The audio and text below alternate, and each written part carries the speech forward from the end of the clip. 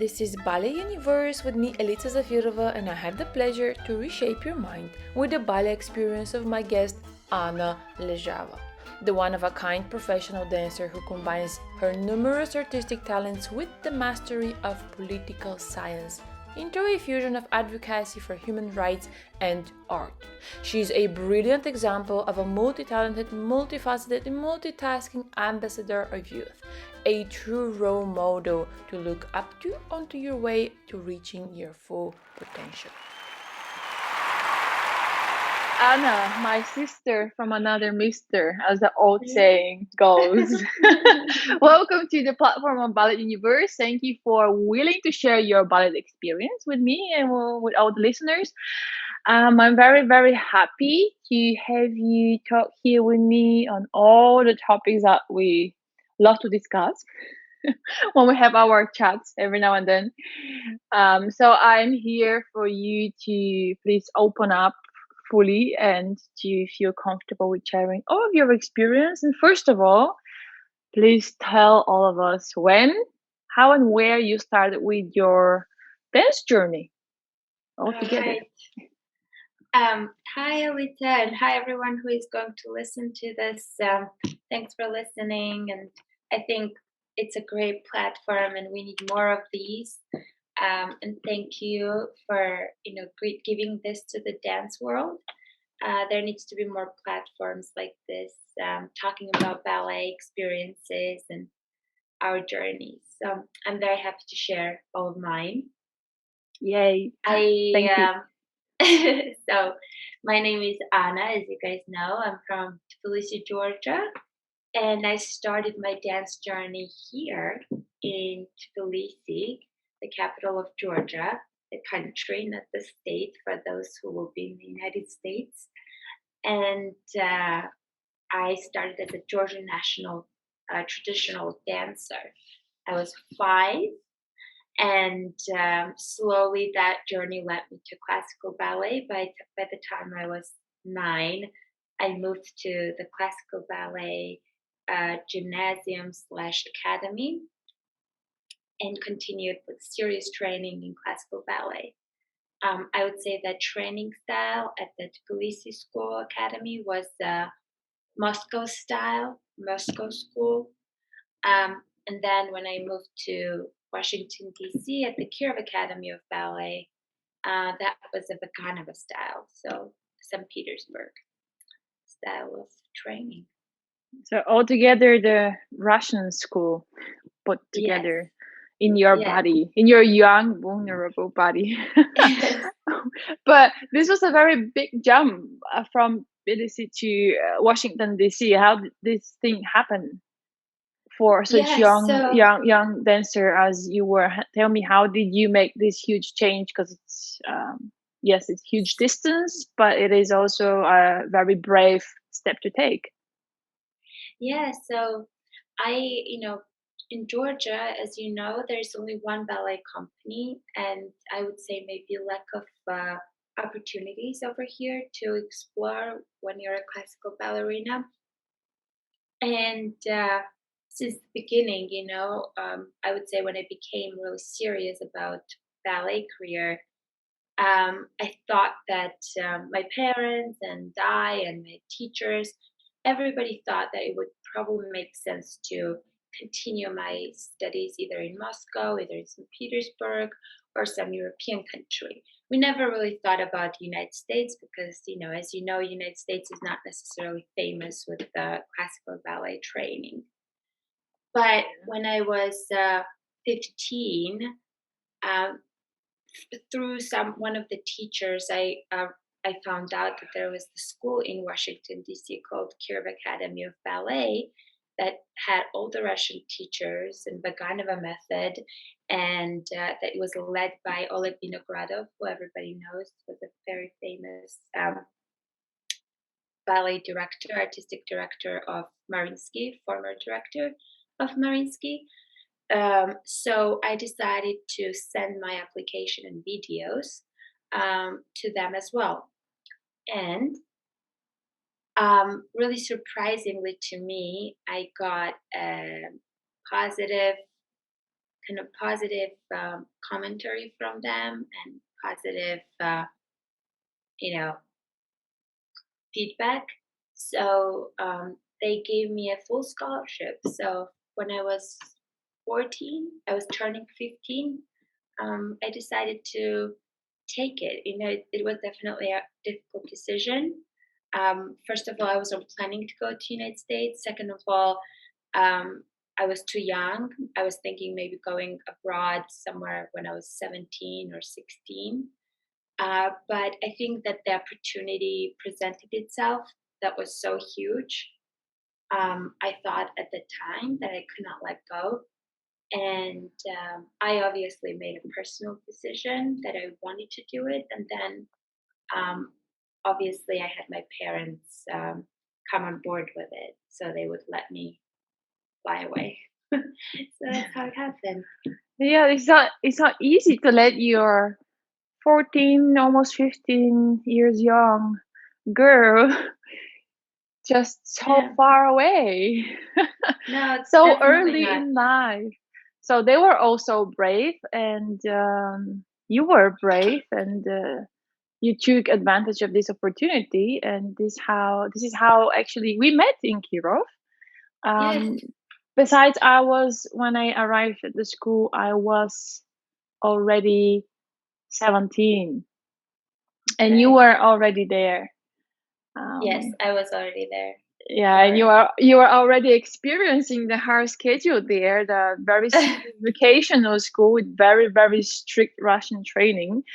How did how this the schedule affected you? I remember we had really long hours of training, and then we had the academic classes going on in the mornings, and we had also performance preparations, exam preparations. We were spending literally two-thirds of the day in the studio, and also me and you, like two crazy bunheads, were also working out after everything in the gym. Yeah, Extra crazy. hours until 9, 10 p.m., and then Yeah. ready to go next morning at 6. What was the hardest part for you from the Uh, beginning, and then how did you overcome? Was it hard to overcome maybe emotional, cultural differences? Was it harder to overcome the physical exhaustion, or what was the hardest part for you? oh my gosh, I mean, where to start? It was extremely hard. First of all, first year before you joined us, I was definitely in a little bit of a culture shock. I would say maybe not a little bit, but a lot. I didn't speak English language, so that was also a problem. That was a barrier for me. Not at all. How? No, I actually did not speak English at all. Wow, this I I did was not know. Yeah, I was speaking French before. That was my language of study back in Georgia. And I had like 3 months or 2 months to study some English before going to US. So I think that was a huge problem for me as well. And I would say that I was very close to my family back in Georgia. So this kind of drastic move really, really affected me. Especially, I had just lost my dear, dear grandfather right before I left for the United States. So I was definitely in an emotional uh, kind of storm, I would say, when I went to US. I think one helpful aspect was that obviously the teachers were Russian speaking, most of them from Russia. So I could communicate at least with them, or they would correct me in Russian language. And, I understood everything when it comes to ballet. But definitely, number one, I had a culture shock. Number two, I had obviously nostalgia and missing of home. And number three, the schedule was incredibly difficult. So you either had to keep up, you either had to kind of, you know, run with it or swim with it and not really stress out too much, if you were not catching up, or you had to really just put your head down and do everything to beat the schedule and kind of come out of it first. So me being like maximalist and totally perfectionist, I killed myself over everything, you know?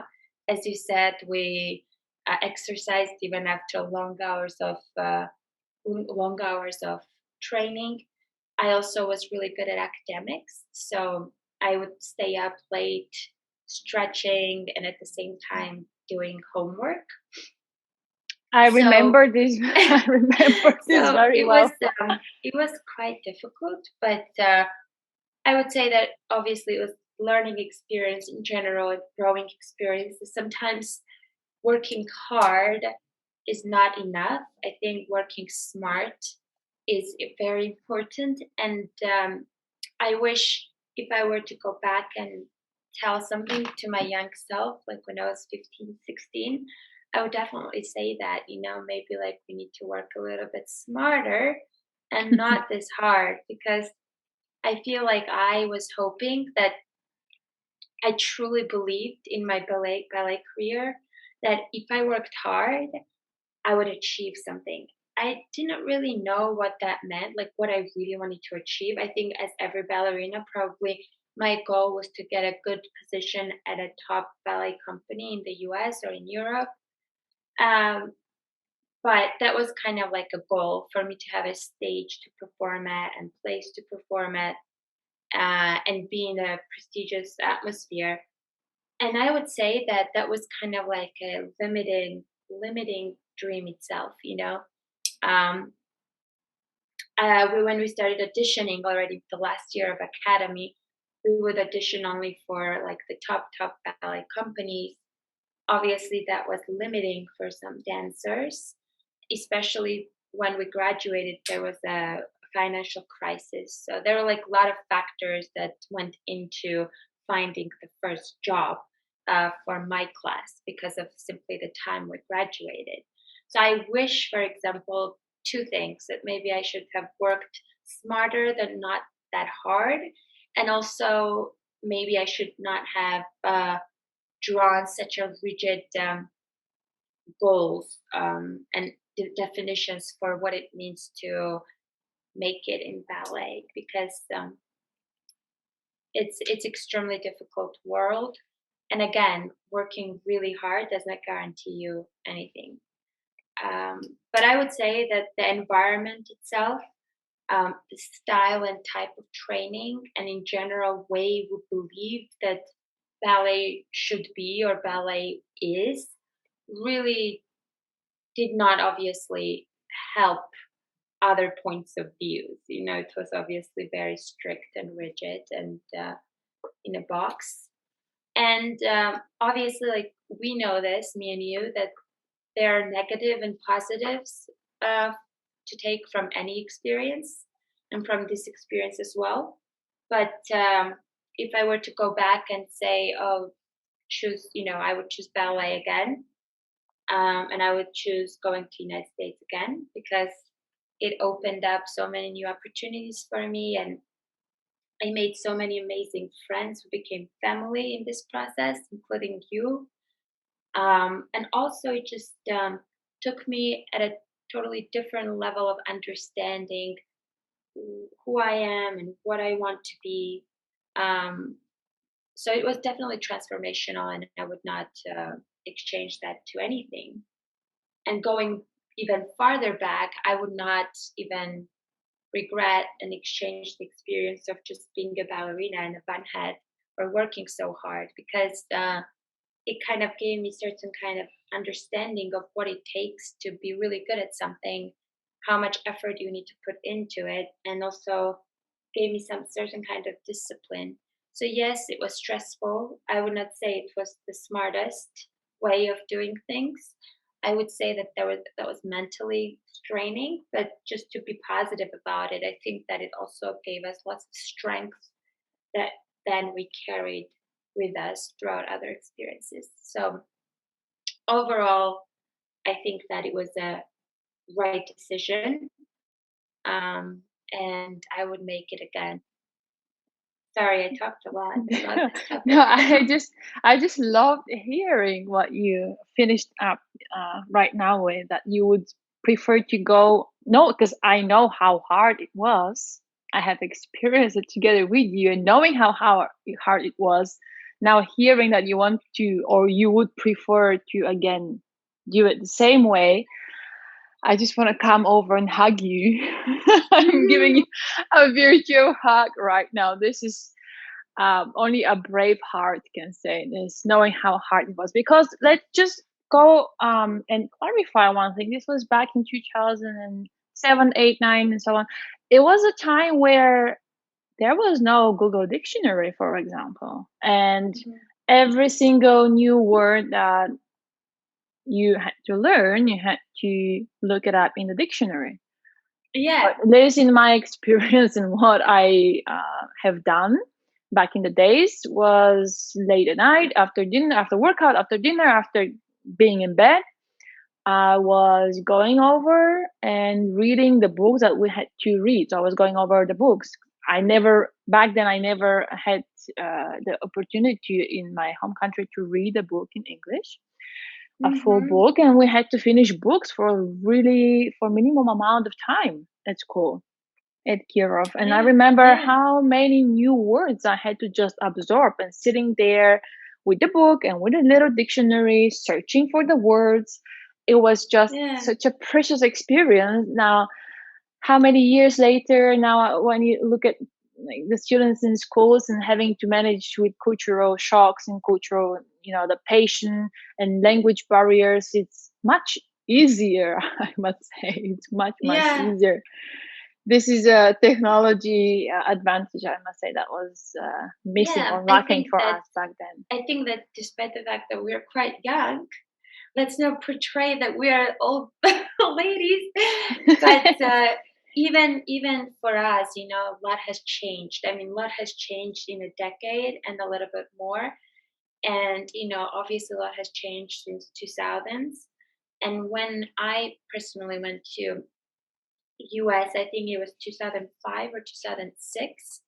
And for example, we didn't have Skype. There was no Facebook yet.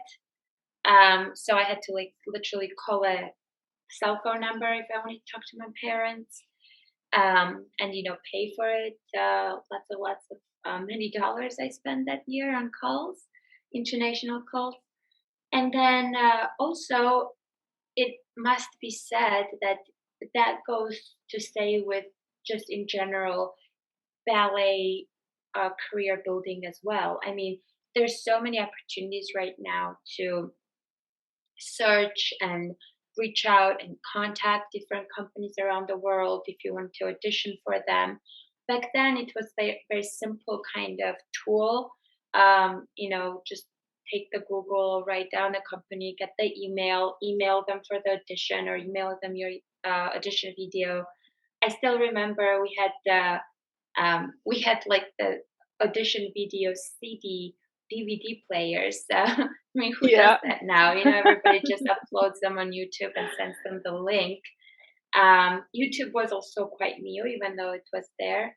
But I remember very, very vividly my audition video, how I had to make the copies of it and drop it to different ballet companies, send them to different ballet companies. So again, a lot has changed, but I feel like our school, Kirov, at that moment, did quite a good job to explain to us this ballet world and what to do and kind of become professional with it. They helped us with the resume. So that was definitely a positive for me. I remember we had the classes preparing us for future career experiences and what we should do in order to apply and how to search, more or less. That, when it comes to academics and administrative preparation at Cure was absolutely epic when it comes to preparing you for the world. I even remember this weird class where they told us, as a ballet dancer, this is hilarious actually. I even have notes from it. As a ballet dancer, you're not going to be making lots of money. So when you become a company member, you need to learn how to live and eat healthy on little amounts of money. So then they go into telling us what type of vegetables to buy at the shop, at the mall, or at the market to save money. So I remember this forever. I'll never forget. She's like, buying frozen vegetables, for example, is much cheaper because they don't go bad. It's and they don't lose their nutrition. So it's just so funny. But when we were young, we don't think about that materialistic things, or what type of life we will live as a dancer. We just want to become dancers so much, and we just want to become this prima ballerinas or just ballerinas so much that what that we don't care about that. We have to eat frozen vegetables, or save money for the first two few years of our ballet careers after the academy. We did not really care. We just wanted to get there. I think that's another issue. We can touch on it later, but definitely I think that ballet needs more money into the field, for sure, into the professional field. I think that dancers, I don't think, get paid as much as they should. I'm not talking about few that maybe get some deals from the different corporate deals or endorsements. Most of the dancers get quite embarrassing salary in the United States and elsewhere. A lot of people argue with me about this, and they say that actually that's not true. They get an average what other young professionals make. But I think that some ballet takes so much energy and so much training and so much effort from very early age. I think it should be respected at a different level. And I think there should go some kind of state funding into that as well. I mean, as you know, in our countries, in Bulgaria, Georgia, in Europe, the state funds the arts. And we have lots of state ballet companies, and etc. In the United States, that's not the case. It's all private money from the companies, and they have endowments, some of them. So it's like very technicalities of the ballet world. But I do think that we should not have to worry about how to live, or how to not buy the frozen vegetables when you're training so much and you're creating something beautiful for others, and you're developing this field that has quite of a aesthetic, and it has inspired a lot of people over the centuries.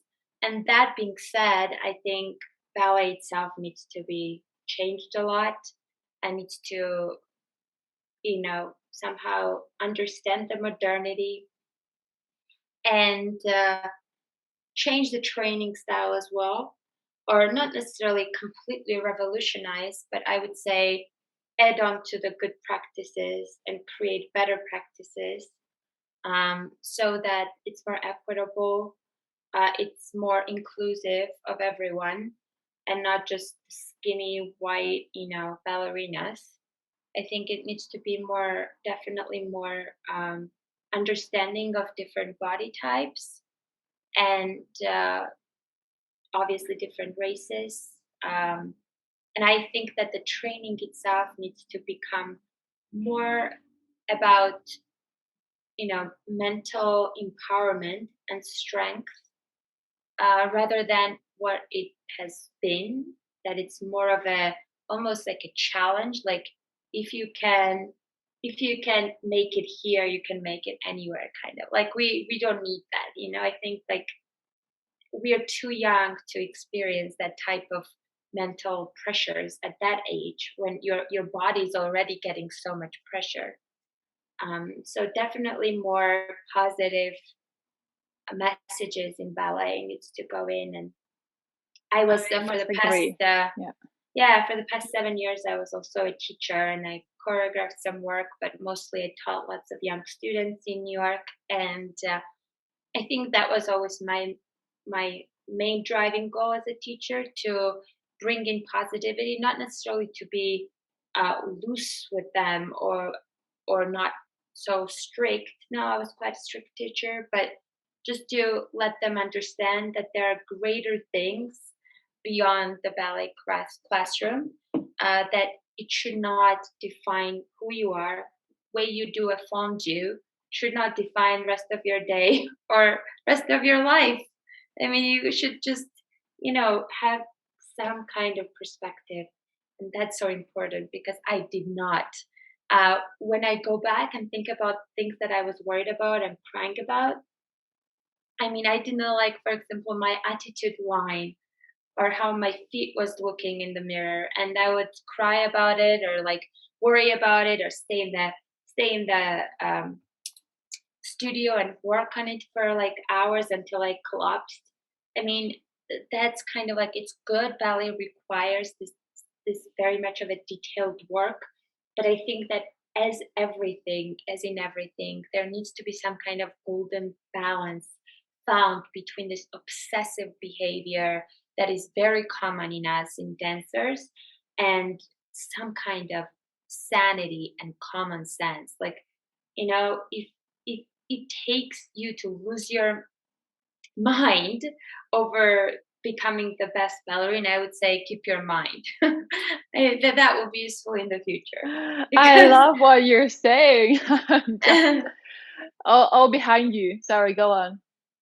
no, I mean I mean I could go on and on about this.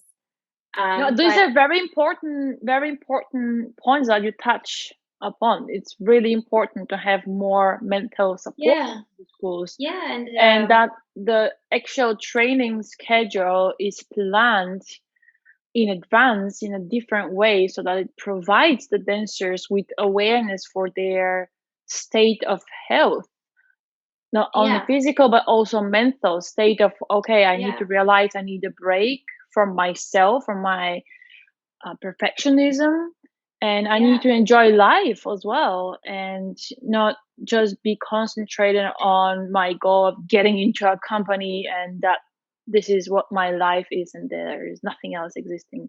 And yeah. I I say that, think sorry, I would say that I think that Curve Academy in DC try to somehow combine this American high school counseling culture where there is actually a lot of attention towards students and there's counseling sessions and etc. with this Russian strict training in ballet. So it would create very strong ballet dancers and artists as well as mentally healthy individuals. But I do have to say that they tried, and we had a counselor on duty all the time. We had a nurse on duty. However, we had a nutritionist, as I remember. But I think just the Russian ballet culture itself is so rigid and so specific that very demanding. and demanding that I don't. There was maybe a clash of cultures and clash of different, approaches really at the school, at the place. And so, again, like it's hard to talk about it from now because we have lots of positive experiences from the school as well. But I definitely think that teachers could have done a little bit better job at making it easier for the students to enjoy the everyday experiences. Um, there is this like Georgian saying by a really famous poet from the 11th, 12th century, saying that the fear creates love. And I think that lots of Russian ballet teachers have that in their mind. They think that if the students fear the teacher, if the students fear the authority, it creates some kind of respect and love towards them or towards art. I think that it's simply not true.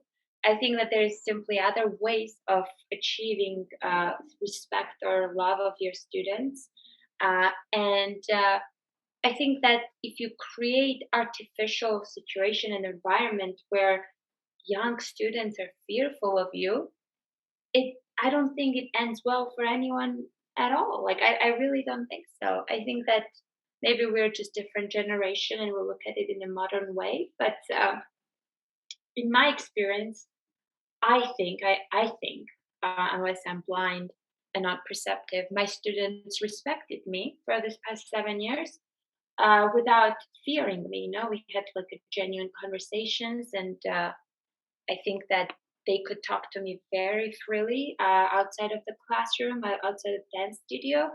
But they could also understand when the door closed and when we started the plie or étendu, there was some kind of line drawn where, they had to maintain the respect and, authority.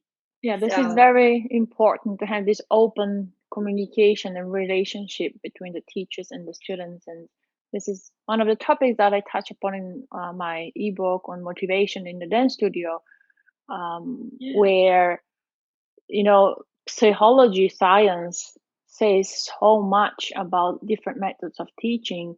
And this is one of the things that bodywork need to consider in order to have less fear and more relatedness in the studio, mhm, more motivation, and therefore better results on a mental and on a physical level. Just yeah, crucial point of importance. And I wanted to just go back to what you said about working smart, not hard, and that it was long way learning how to actually put this into a reality.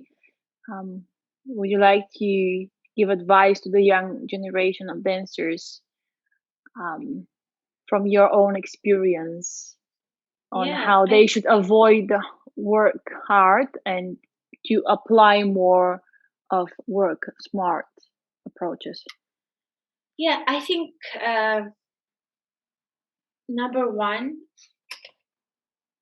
in order to have a correct approach with this working hard and smart concept, you need to have a clear understanding that anything you do it for that moment, for your self development, and not for anyone else, not for the teacher, not for your mama or papa, and obviously not for some kind of like long term obsessive goal. Like you have to have a goal, I would say, oriented inside you and not outside you. So, for example, my goal is to, just an example, my goal was, for example, to become a dancer at New York City Ballet.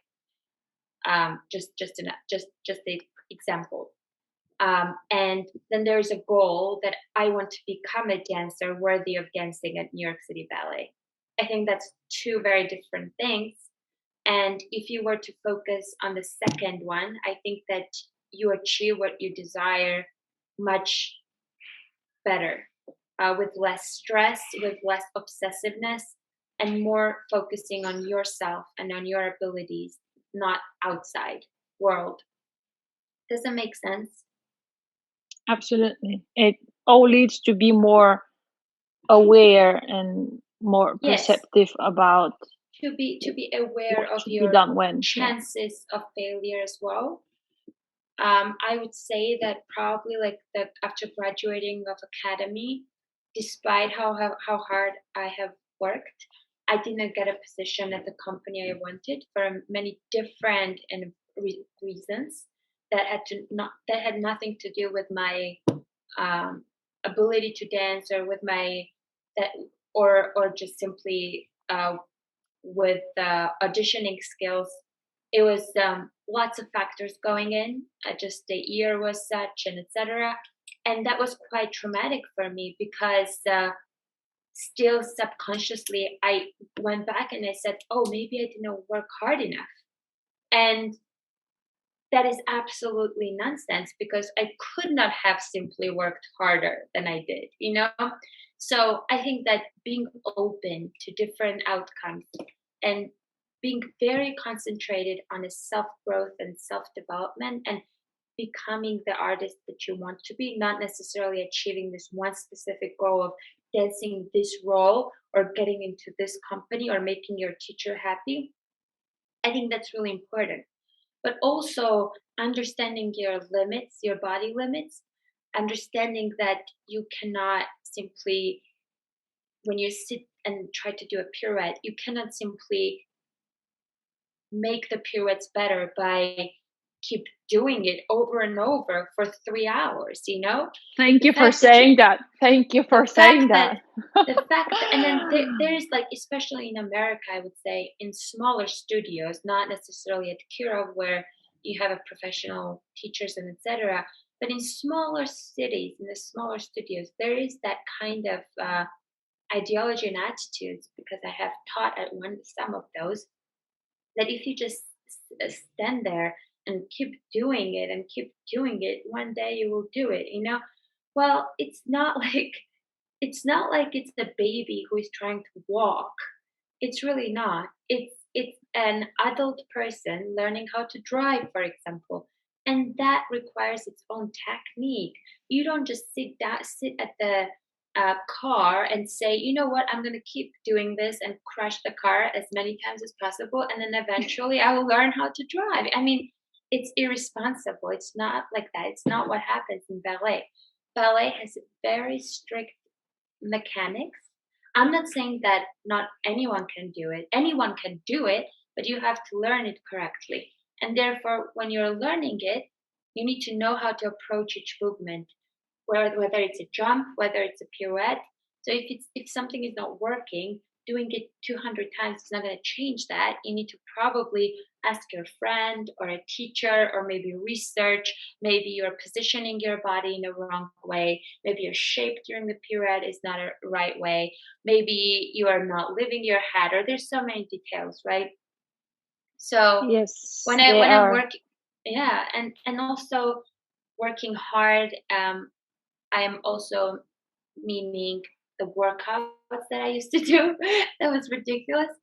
I used to do like 2 hours of weird aerobic workouts, like of everything, simply everything. I would say maybe 200 kicks on each side laid down just to improve my grand battement. And it's ridiculous. I mean, my legs were like, really strong and like horse legs, but sometimes just smaller but more quality work gives you much more results than just pumping your muscles over and over. um, Yes, and that's so definitely true. And thank you for touching upon this topic, just so that I can slip in the importance of having normal physical training at schools, or a dance scientist or sports scientist who can advise you on what to do, when, and how, in order to improve it in a healthy manner, so that you ensure yourself, uh, you know, career longevity with healthy body, and this healthy mhm. body will serve you just as good after the end of your career, because your career is not all of your life. And dancers should face this, because after the age of 35 and 40, they still have to live with their bodies that they have overused. So therefore, I think that's a great closing up word for working smart but not hard. As Mhm. you said, repeating something 200 times eventually will lead you, but the cost will be too high. Yeah, that's true. It could lead you to the solution, but the costs will be too high. That's a very right statement. I want to know what happened to you after you graduated this American high school with Russian training, because this is where I am losing you of my sight, as I'm graduating in 2008, and there is this crisis starting, and looking for a job is so hard. And I remember our last time together in the foyer of the school, and we were crying. It was so dramatic and emotional, and my heart starts to be get sad when I go back to these times. But this is where I lose the track. So walk me through what happens. What was your next step after you graduated Yeah, in this so very hard time of political changes, lots of economic problems worldwide, and I think it was definitely a difficult time. I auditioned for a bunch of companies in US. I would say not everything, but what I really wanted. And so several of the companies gave me the apprenticeship positions, including Cincinnati Ballet, which was pretty strong ballet company, mid-sized ballet company, part of the union. However, apprenticeship basically required you to move to this new city that you have no idea. I didn't even know where it was, really. I've never been. and leave by yourself. I mean, without any salary. So that's the apprenticeship. They give you only some small stipend, and they cover your purchase costs, and I that's it. remember this was so ridiculous for me. I had to turn over two very nice offers from huge companies, and I was like, Yeah, I don't see myself surviving as surviving. a foreigner. You know, it was So so hard with all the visa and paperwork. yeah, so I think that's when I would say that for domestic people, maybe it's a little easy. Not saying that it's completely easy because they still have to maintain themselves, but I But it's think for easier. easier, I feel, Yeah, and for international people, we're just also, in our countries, there's not necessarily the culture of like working at the restaurants or bars when you're young. There are not many opportunities like that, or at least there used to be not. So when somebody suggested like, "Oh, you just move there and you get like a job at the bar and you just pay your bills that way," I was like, "Wait, where? Like at the bar?" Like I had no idea. I was 17 when I was graduating. So I feel my you. I know what you're so my talking other about. so my other option was to go back to Georgia, where I would go into the state national ballet. But for me, it would be almost like going back. And I kind of wanted to continue my US journey. I did not want to necessarily go back into the Georgian ballet world just because um, before like the one of the reasons why I left was because not only the lack of opportunity. I mean, there is this one ballet company that I was confident I could make it in, but also because I didn't like the culture. It was extremely nasty, competitive culture where like people were not as supportive with each other, and I'm sure you know from Bulgarian ballet company as well, theater. All the post-Soviet countries' ballet theaters have a very nasty political, things going on inside. And you always need somebody to get your back, and there's lots of bribing, and there's a lot of drama, and I just simply didn't want to get into that. And one thing that needs to be noticed that despite the fact that Kiro was so hard in every way, I would say that I think that the community was amazing. I think the students were amazing. There, obviously, we were competing against each other, but not necessarily against each other, but with each other to better ourselves. I think that, I never saw uh, young dancers, artists more motivated to help you. And it was a really different experience for me because that's not what happened back in Georgia. In Georgia, people would like lie to me that, oh, today's no rehearsal when there was a rehearsal, or they would hide your costume, or they do all this like crazy things. Actually, interestingly, all these people that used to do these nasty things in Georgia now have guts to add me on Facebook, for example. But obviously, I don't want to do anything with them. That's a little bit personal. But um, just to go back to my decision after Kirov, I really did not want to return back to Georgia because of many reasons. Also, I understood that it was 2009. The economic crisis just started. The ballet companies were not hiring but firing. They were also charging crazy amounts of dollars into just auditions, which is unheard of. Like, it should not cost you to audition. That was a very crazy experience. I don't know, actually, I haven't auditioned for like 2, 3 years, so I don't know if they do it again. But they used to, at least in 2009 when I was auditioning, have you pay $25, $20, $30 just to get on the audition. Okay.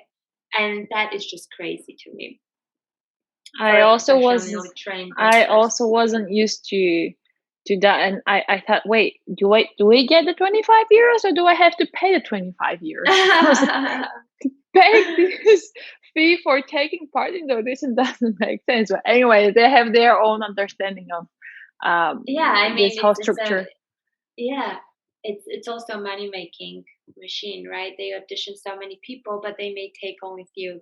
So I guess with several companies, just to share that experience as well for the young dancers, I set up, for example, with Joffrey Ballet, I set up a private audition, not the open call audition. And I think the private auditions always were better because they were more, I would say, useful. They would give me feedback. They would also not make me pay because I would just join their class, their company class. And yeah, I would definitely suggest for those dancers right now auditioning for companies, I would suggest maybe sending your materials, video materials to companies and asking for the uh, ballet company class audition rather than going into the open call audition because I And it's had also experience better of to doing both. be, yes, it's better to be, it's easier to be seen, or gives you more opportunity to be seen. Otherwise, you have to kind of fight for a place in the studio in between 200 other people who are also Yeah, fighting for a position in the company. It's quite I think I messy. think it also kind of gives them idea of how you would fit into that particular ballet company. For example, when I auditioned for Joffrey, I was 17, and artistic director was extremely nice, and I think I did pretty well at the audition. But he told me that I was too academic, and I needed to dance it out. I don't know if you kind of understand that thing, but I was dancing too academically, which was actually a very style of Akira, Vaganova school. And then he told me to maybe do 1 year of um, kind of I would say the internship or apprenticeship somewhere, and then audition again, which I never did because my life led to different directions. But yeah, I think that it's definitely better to audition in a company class. That's So a great then, piece of advice. yeah, then Great piece.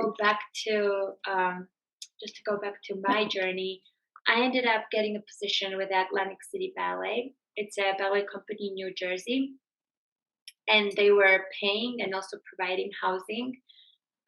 So that was definitely a better option for me than going into the larger company with the apprenticeship offer. So I went there, and I would say that I had like the best year of my life there. I really enjoyed it. 1 year in this company, I did probably more roles than I should have done because it was a small company and they needed it. We traveled a lot around the United States in the Northeast. We performed at the Boardwalk Theater as well. I'm very actually positively towards the artistic director, who is still the artistic director. It's the company's founded by her and still keeps going. Phyllis Papa. She was also a ballet dancer, and she's really great. I really love her, and she was a really good leader. Also, kind of helped me to get out of my rigid Vaganova style of dancing a little bit more. And then afterwards, I decided to, after dancing with this company, I decided to actually go to school, to go to college, because I had an offer from the university to study on a full academic and artistic scholarship in the dance department.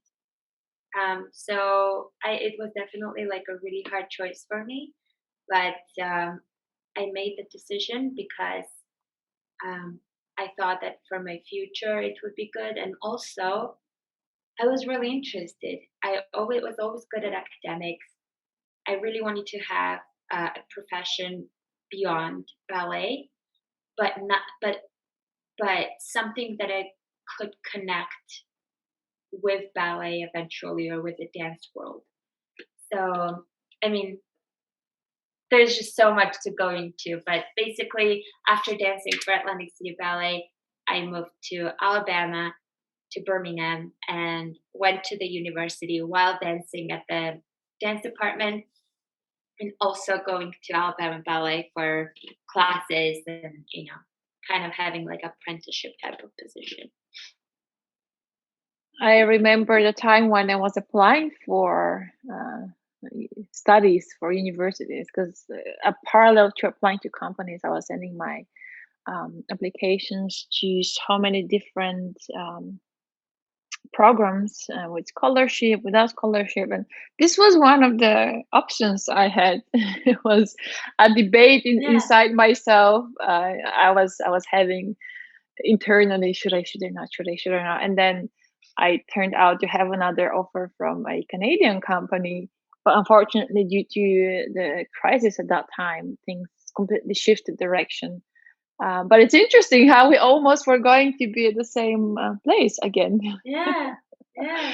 And your studies there were approximately how long, and where did they take you? So I was at 4 years in Birmingham. I would say maybe 3.5 because the one semester from this, little more than one semester I spent in Hong Kong. So they took me to many different places, I would say. They took me to Asia, and then Wow. after I graduated, to New York. And in New York, I started teaching. I started choreographing. I was dancing, but I was freelancing, so I was not with a company anymore. But most importantly, after graduating from university with a bachelor's in political science, I was working for the United Nations. So my career kind of diverged, and since then, my career took like a two path, like a dancing path and an international relations path. So it's been interesting since then trying to manage both. These are two very different fields of expertise, and Yeah. it's not likely that a ballet dancer would choose political science for their further education. But Yeah. remember, back in school, I was telling you, Anna, one day you will become a president. and then I some, and then some years later, I learned that my dearest friend Anna, she is into politics, and I'm like, did I don't. predict it? Oh my god, actually, I remember you saying that, and it's so funny how and why, because I never expressed that when I was, in Europe doing my ballet stuff. You were Like, very good it's in so funny. speaking. You were very Yeah. good in speaking. You were very good in explaining and learning quickly new material. And I just could not see you as anything else but being a speaker in front of the nation.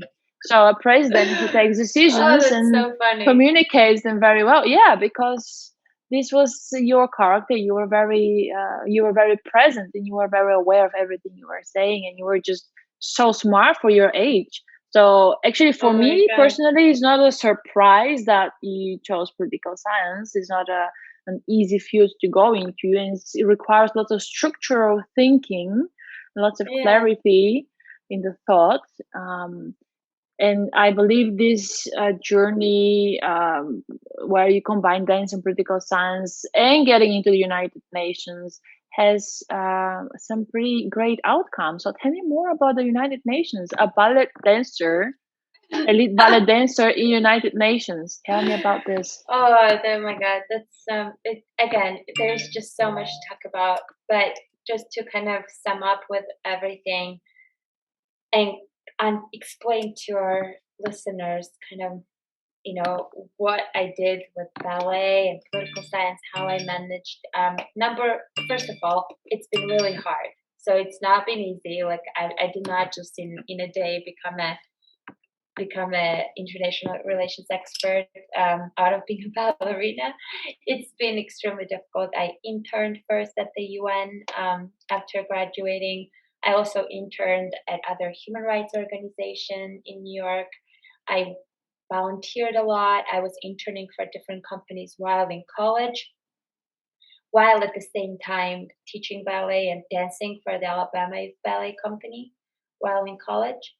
And it was extremely hard because I was basically doing the double shift, I would say, every day.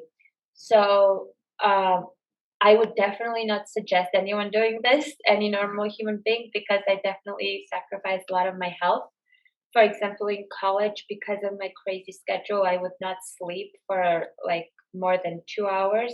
I got insomnia. I was just, it was just a mess.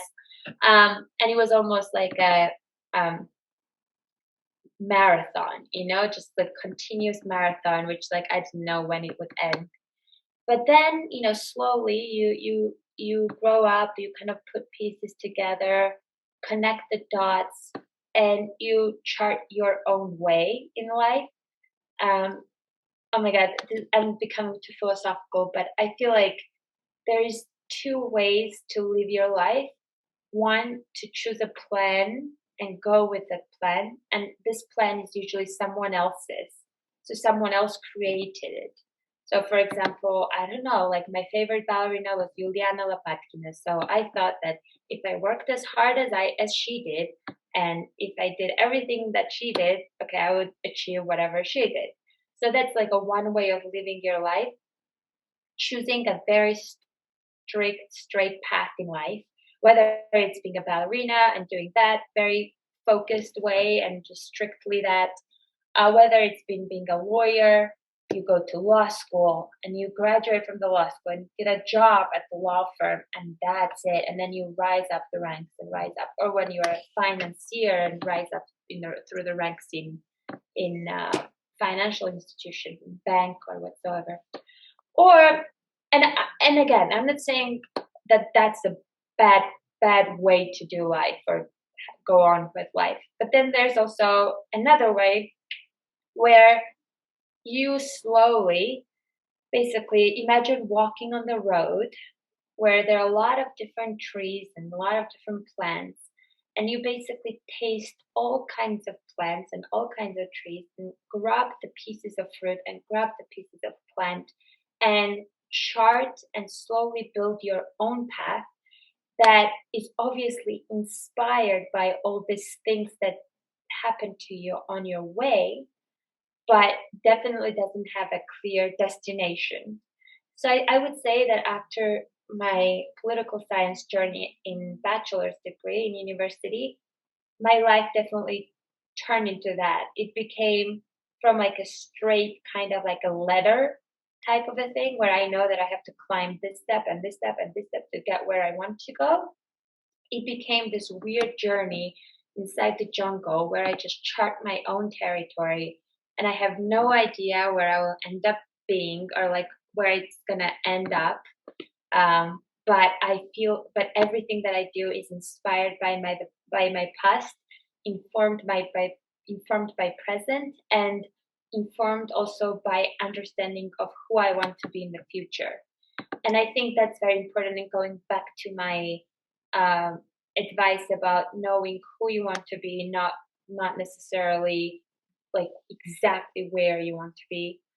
Um, and that being said, who I really wanted to be from childhood when I was little bunhead ballerina trying to become a ballet star, I really wanted to just have a stage and a platform to inspire others, and to create something useful, not just for my own use, but for the community, for the larger community.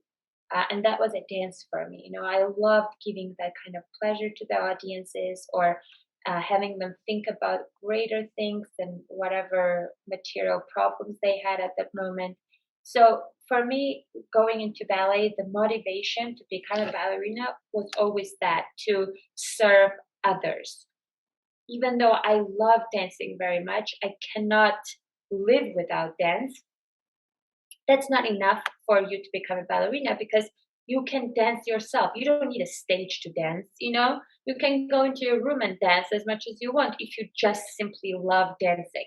But I think for people who get on the larger stage and pursue bigger arts, it's not just loving to dance. It's also loving to inspire others and loving to share your art with others. So I think that was the main motivation for me since the childhood.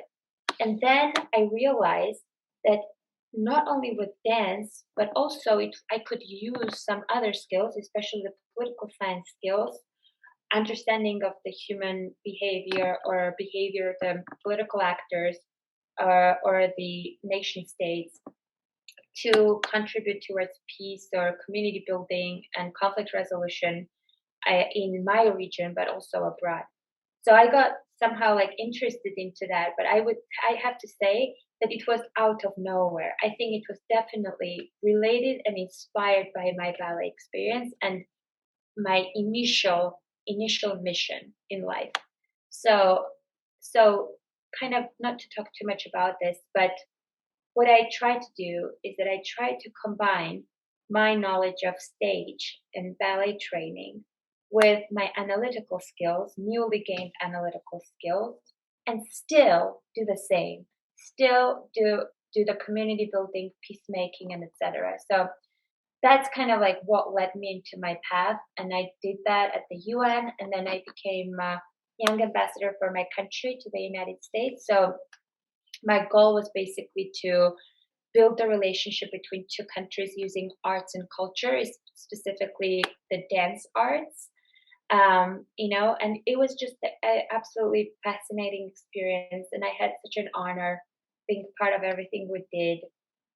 For example, not a lot of people knew in New York City that George Balanchine was a Georgian um, guy from Kutaisi. His father is buried here, and his real last name was Balanchivadze. So my goal and my mission was like, oh, why don't we create an event to introduce New Yorkers the real roots of father of American ballet? So it was really successful, but that was just one of the events. We did just so many things, and I think that dance arts has that power of bringing people together, empowering people, and it's so important to use those soft powers, not the hard powers like the military and wars, and but soft powers like our cultural language arts to bring the communities together and make peace. So I don't want to sound like a like a pageant girl, like I'm all for world peace, but I really truly believe that I'm going somewhere. I still don't know where. For example, I'm starting my graduate school in international affairs at Georgetown in the fall, and it's almost like coming to a full circle because I'm again moving to DC, where I first went to United States, and I'm again starting something very challenging and taking a huge risk. But without risks, there are no rewards. And I would definitely suggest everyone to take the risks and either to stay on the path they want to be on and pursue it if they truly want to be, or just take the journey through the jungle and you may find very, very interesting tropical and unknown fruits that you can taste and take with you on a journey of life. I love the way you speak. It's so insightful and so poetic at the same time. I Oh, stop remember it. reading some of your writings as well. You like to write little poems, Yeah, we and do. I was fascinated. Yeah, I was fascinated. So it's so beautiful, everything you said, and so powerful, especially in politics, how how the light power should be, the Yes, beauty, yeah. the light power should be used for making decisions and steps forward and I mean, if you making. think about it, you lived in Berlin for a long time, and as you remember, Berlin Wall was not brought down by some, tanks or military. It was really brought down by finally like cultural opening, by people wanting to connect with others and experience different culture and arts. And I think it's very really powerful tool if it's used appropriately. And I definitely want to add on my skills. I think that I definitely haven't done everything I wanted to in dance field. I'm still continuing developing some ideas, choreographic ideas, maybe working on some contemporary dance school in the future in Georgia. But I think at the moment, I'm taking time to develop more of my analytical skills and my connections in international relations field so I can take it somewhere else, you know? Yes, it's very, very rare to combine the artistic way of thinking with the structural patterns in political science, and this is very unique. And I am sure that you already had some projects where you combined art and politics. Would you like to tell me about them? Maybe about Smashworks? Yeah.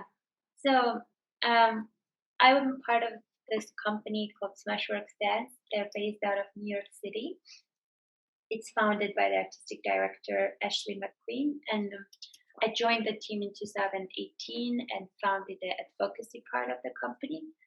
And we started doing a bunch of different projects of how to empower young girls and youth and bring communities together through the dance workshops and confidence building workshops, and also how to um, showcase some kind of political um, views and I would say how to make the political statements through performance art.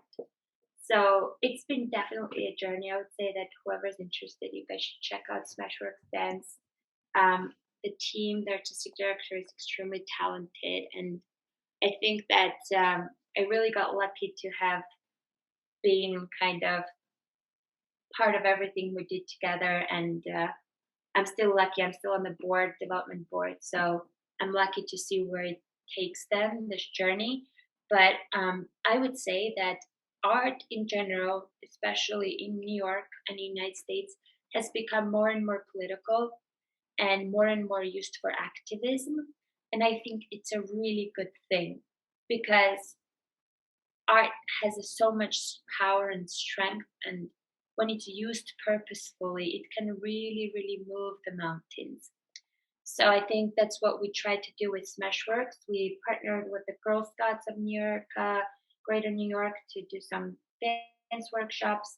We also partnered with the Rebel Girls, which is a publishing company that does publishing motivational books for young girls.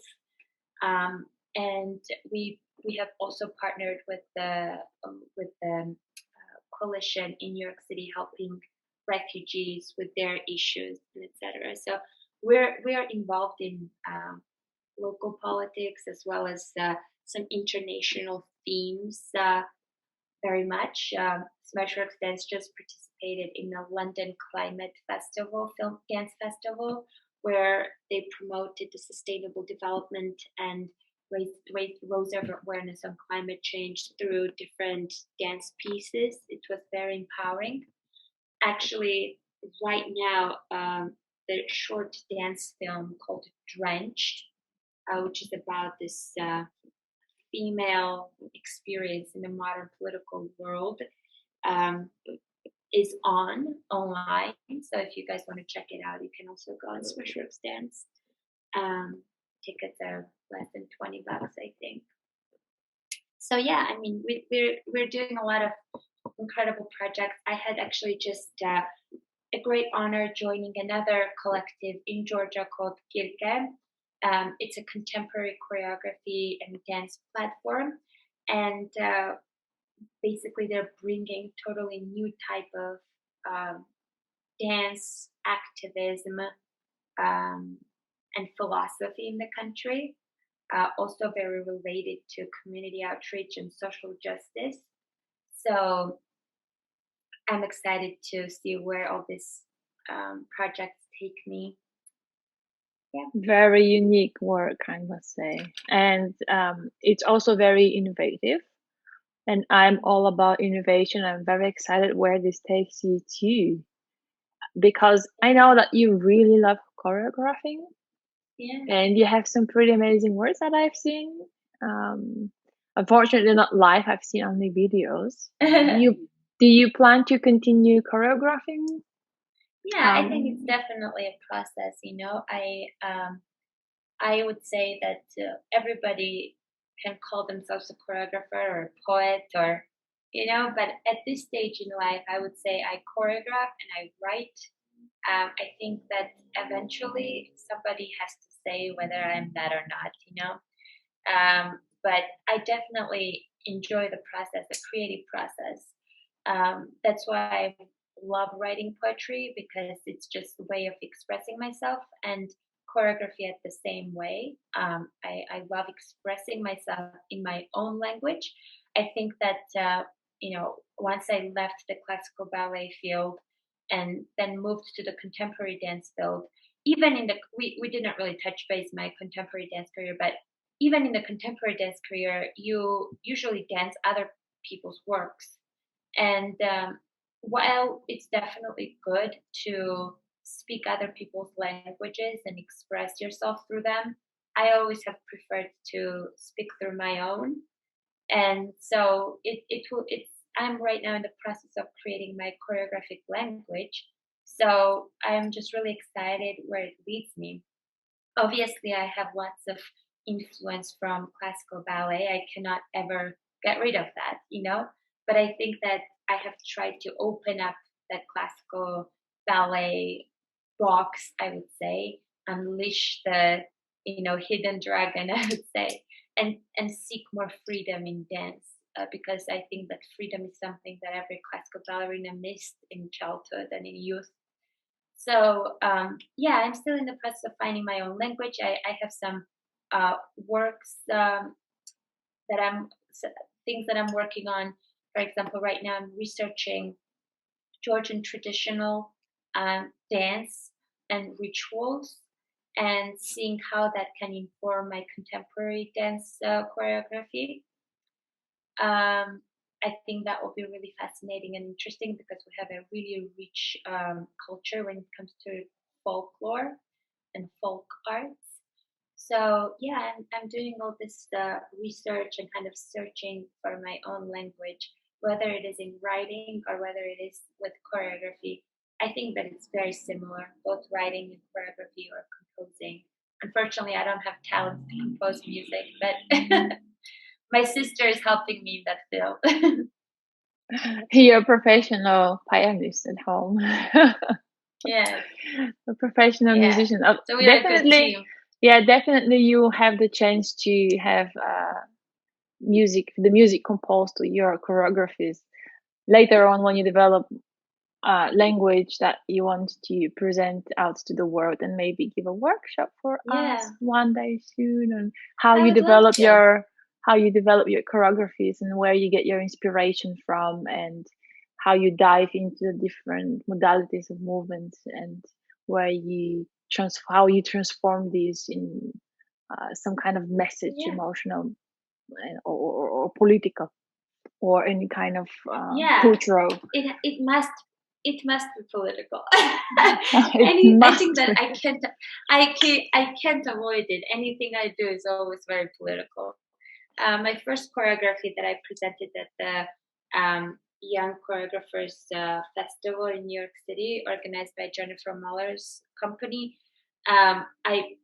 I don't know. I didn't mean to do it, but I did it about the Russian occupation of the 20% of Georgian territory, and the barbed wire. So the theme was the occupation for my first choreography. So I would not Very expect heavy. any very heavy, yeah, for the first choreography. I would not expect anything less going forward. but um, but yeah, I mean, Wow. it's just an honor to have the experiences that we have had. It's an honor to have you, as a friend, and kind of seeing where we're going, because I think we're both going through the jungle of unknown. Um, and uh, and it's just so important because I feel that I think that this extraordinary journeys have always extraordinary outcomes. Definitely. Whenever one collects all the fruits on the way, all the flowers, and the basket is full, then one can create a very nice picture out of them. Yeah. But put that on the side, and I just want to slip in a question.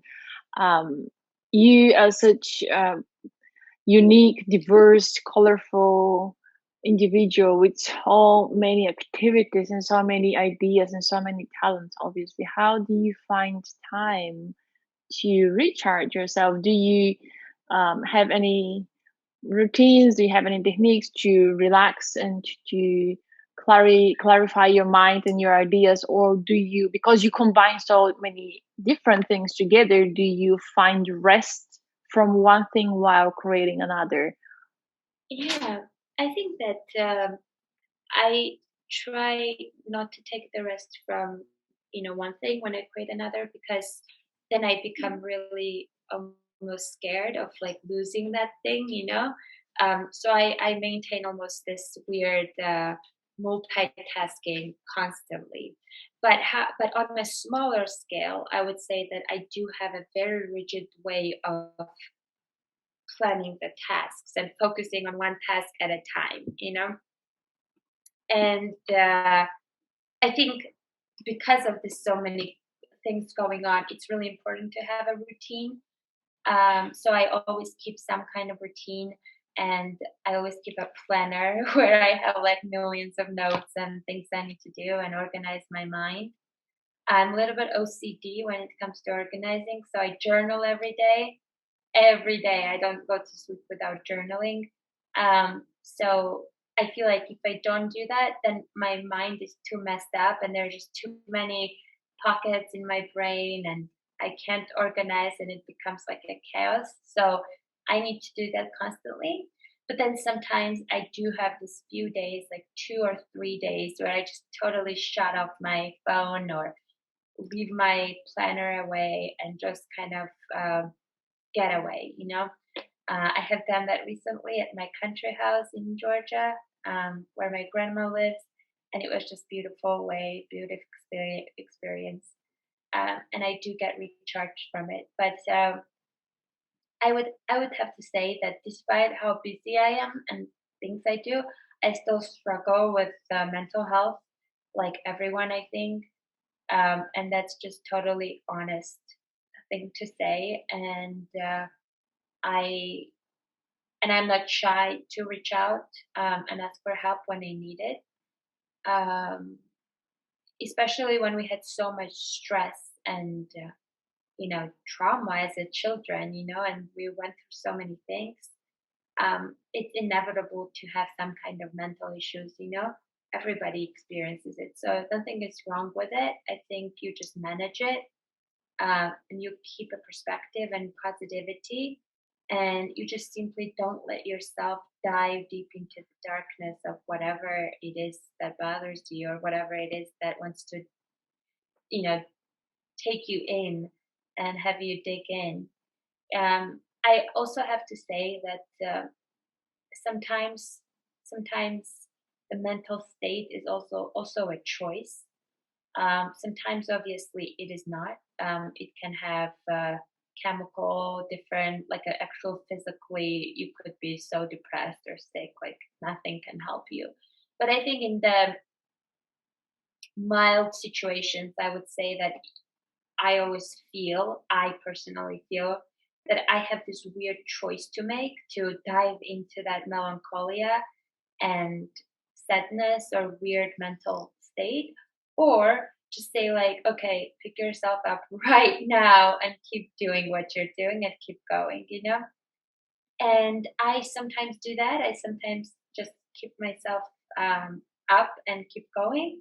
Sometimes I do let myself dive into melancholia because that's also a very artistic place. And I create a lot of things in that stage of my mental uh, mind.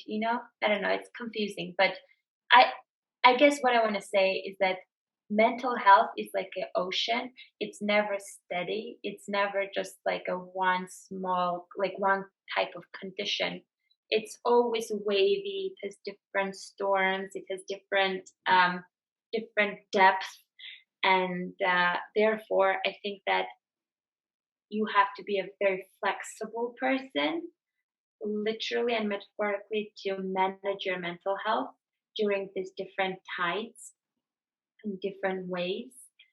And also to know how to maybe use some of the waves of your mental health towards your creative process and use it positively.